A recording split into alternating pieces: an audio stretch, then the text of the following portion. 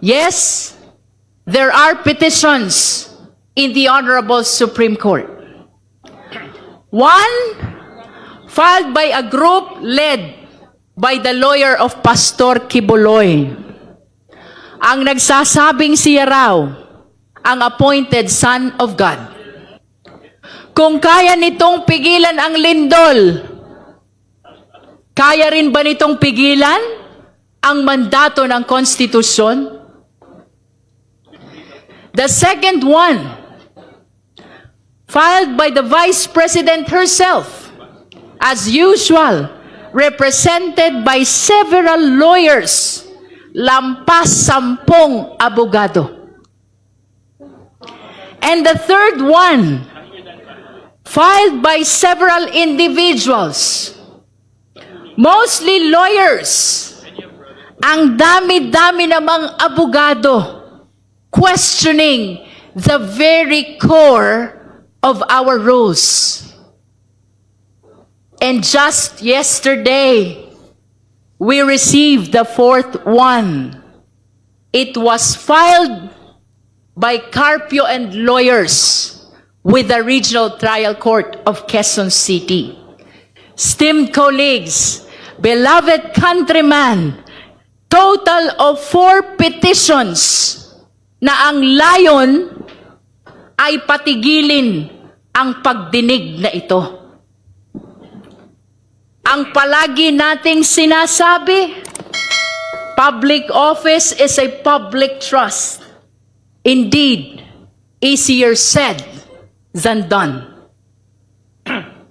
In closing, let me stress, this process is not about personalities. It is about accountability.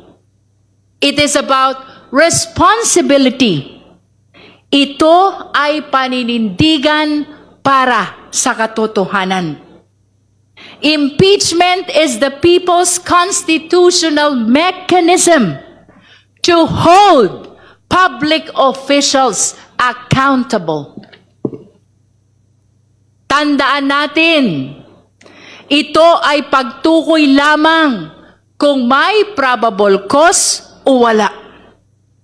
At bahagi ng prosesong ito ang pagdinig natin ngayon. Isang pagkakataon upang linawin ang mahalagang issue sa kasong ito. Inaasahan natin ngayon ang pagpapaliwanag ng mga ebidensya mula sa COA, sa NBI, PSA at marami pang ahensya. Inaasahan din natin ang pagdalo ni Ramil Madriaga na sa kauna-unahang pagkakataon at sa isang public hearing ay makakapagpatunay sa kanyang salaysay. For the very first time, we hope to hear directly from Ramil Madriaga upang makatulong sa paglilinaw kung may batayan ba ang reklamo laban sa Vice Presidente. Uulitin ko po, hindi ito paghusga. Gusto lang nating maliwanagan. Gusto lang nating matiyak kung dapat bang umusad ang proseso. Our duty is not to pass final judgment, but to clarify and in the process to seek the truth. Truth is rarely simple. And it is never convenient. We do not pause our search for it simply because, first, there are some procedural questions. Second, there are more pressing problems. And third, there are petitions before the Supreme Court. No, we will not pause to that. Guided by the Constitution and the will of the people, truth must be pursued regardless. It remains the foundation upon which justice and accountability stand. We must continue to follow it wherever it leads, guided not by fear, not by expedience, but by the voice of conscience and the trust of the nation. Sa huli, babalik tayo sa simula, pagsuri natin ng ebidensya, ano ang tunay na gagabay sa atin. Hindi lamang batas, kundi tiwala ng taong bayan. Hindi lamang teknikalidad, kundi ang pananagutan. No other consideration must prevail except what is best for the country. Maraming salamat po. At this juncture, the chair directs the committee secretary to call the case. On the qualifications of Ramil Madriaga, Madam Chair, kine-question po ito ng ilan. Let us talk about our resource persons according to his affidavit. Ramil Lagunoy Madriaga, a graduate of San Sebastian College of Law, and a former officer of the PSG and VPSPG. He is not a stranger. He was a close ally and leader who formed the ISIP movement at the VP's direct instruction. May mga humihiling na i-disqualify siya dahil sa mga kinakaharap na kaso. But under Rule 130 of the Rules of Court, a witness is qualified. Oh, kung ako gustong questionin ng abogado, questionin ako dito. Oh, ano nakalagay? Sa Rule 130 of Rules of Court, a witness is qualified if they can perceive and make known their perception to others. It is ironic that critics demand the presumption of innocence for the Vice President while simultaneously trying to disqualify a witness based on unproven charges. Hindi ba naniniwala tayo? Kung hindi pa po yan kinonvict ng korte, yan po'y suspect. A suspect is presumed innocent until proven guilty. Oo yan. Nabasa ko po yan. Naniniwala ang mga abogado dyan. Hindi po ba? Oo. Ito ito ang nakalagay dito.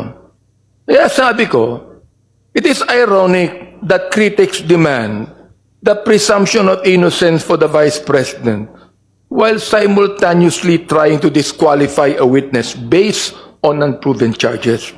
You cannot have it both ways. Kung presume innocent si Vice President Sara, edi presume innocent din si Ramil Madriaga. Oho, ngayon, ito po, ang gusto ko rin sabihin, magkaiba ang competency to be a witness at credibility as a witness. Ano po pagkakaiba?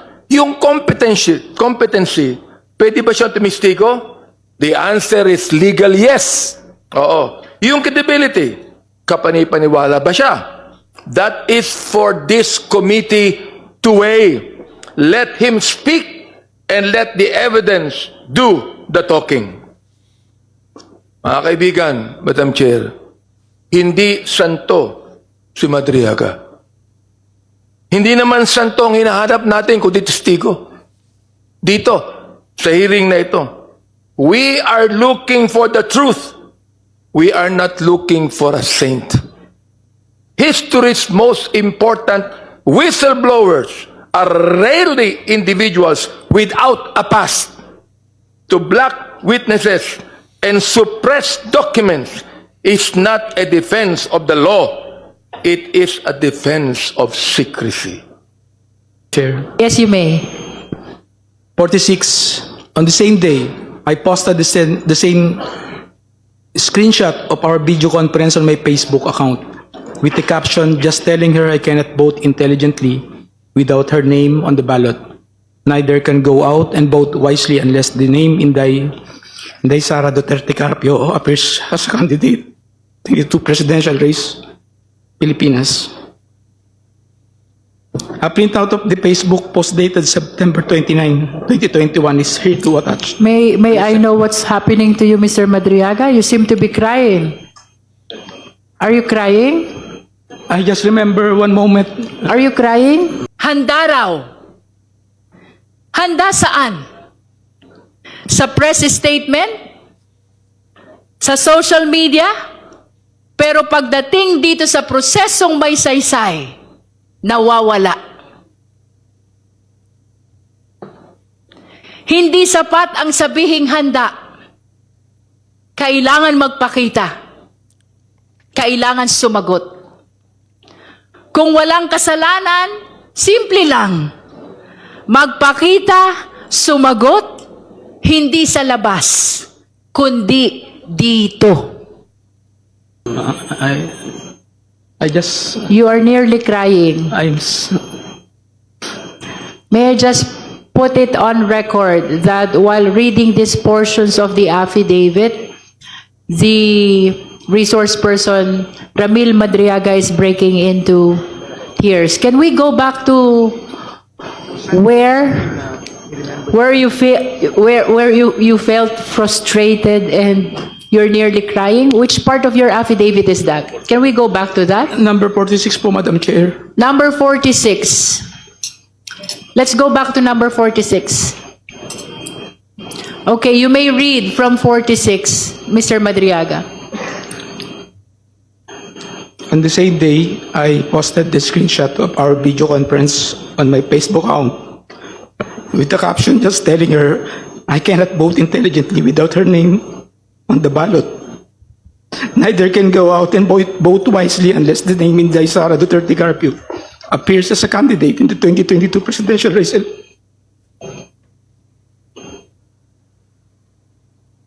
Would you like 47. to say something No, about why you are crying on this part of the affidavit? hindi naman, malungkot lang po. Malungkot. Okay, please proceed.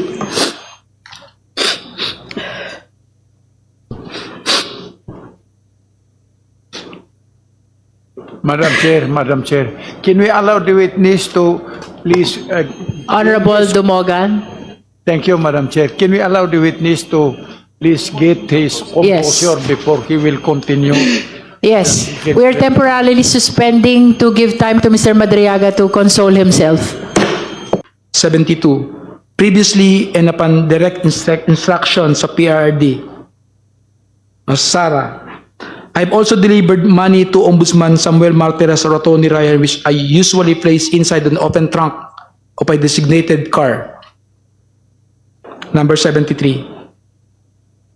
After completing the last delivery, we left the Ombudsman compound aboard my blue Toyota FJ Cruiser. A few years later, I read from several media reports that 125 million OBP confidential funds in 2022 were reportedly utilized in just 11 days. This is wrong because I personally disposed the money in less than 24 hours.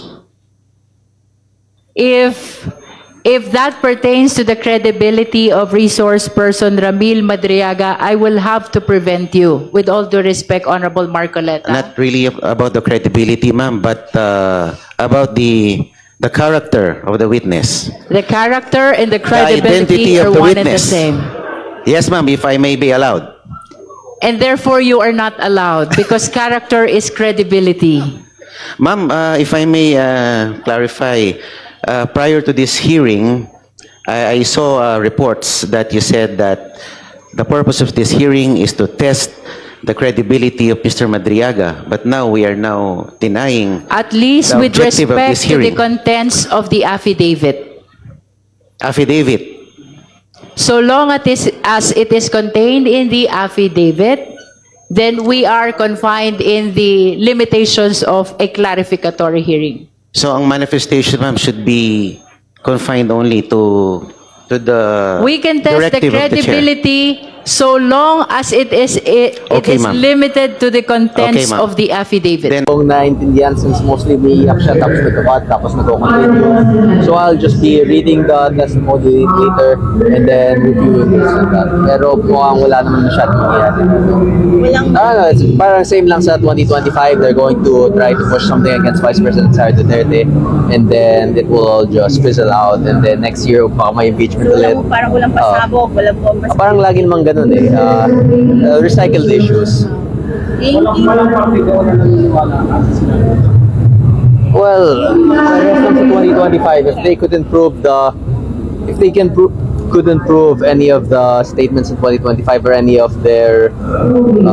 Marcos's claims against Vice President Sara Duterte, then I believe this one will end the same way. So it's up to Madriaga to prove his credibility, and right now I just came from the hearing in the Committee of Justice, and very inconsistent siya. Like paiyak-iyak siya, hindi naman. It's a very masyadong dramatic. So we'll just see kung ano yung mangyari doon, but I don't really find it believable. Ma'am, how's the preparation lang po sa ASEAN? In light of the Easy, guys. Uy, baka tamaan si ma'am. Wait. Kuya, sasagot na eh. Ma'am, ano po yung... Ma'am, preparations lang po for ASEAN. For news, okay? Ma'am, preps lang po for ASEAN. The what? Preparation lang po for ASEAN. Update on that. Any adjustment po because of the... Sige na, ma'am. Ilocano effect. Ilocano I heard you couldn't run yesterday. You gave out daw? Ay, hindi po. Hindi ko alam natatakbo si FCP eh. Si Pangulo, hindi ko alam. Sige po. Si HR, ako gano'n. Hiningal po sila. Hiningal, ma'am. Hiningal ng mga media. Kung I'm conscious na. Ano, conscious na si ma'am. Bye-bye po.